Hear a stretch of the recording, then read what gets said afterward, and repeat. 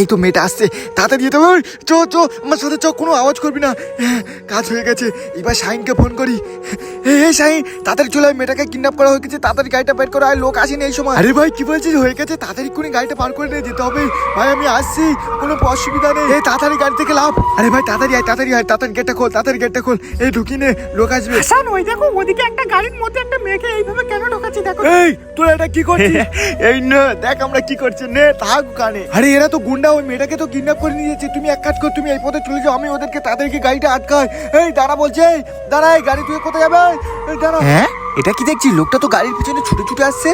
হ্যাঁ এই শাহিন, ভাই এই দেখ, ওই লোকটা আমাদের গাড়ির পিছনে ছুটে। তুই কি করছিস? গাড়ি আরো জোরে চালা, ও যাতে ধরতে না পারে। এই শয়তানরা দাঁড়া তো বলছিস। হ্যাঁ এই তো অনেক ধুলো, এখান থেকে পার হয়ে যেতে হবে গাড়ির সামনে। এই ভালোর জন্য বলছি, গাড়ি থামা, গাড়ি থেকে লাভ শয়তান, তারপর তোদের দেখাচ্ছে আজকের মেয়েটাকে কিডন্যাপ করে। ভাই সাবির, ওই দেখ সেই লোকটা গাড়ি সামনেছে। এখন আমরা কি করবো? কি আর করবি, লেবে গিয়ে শালাকে মার, বিচ্ছিরি ভাবে মর।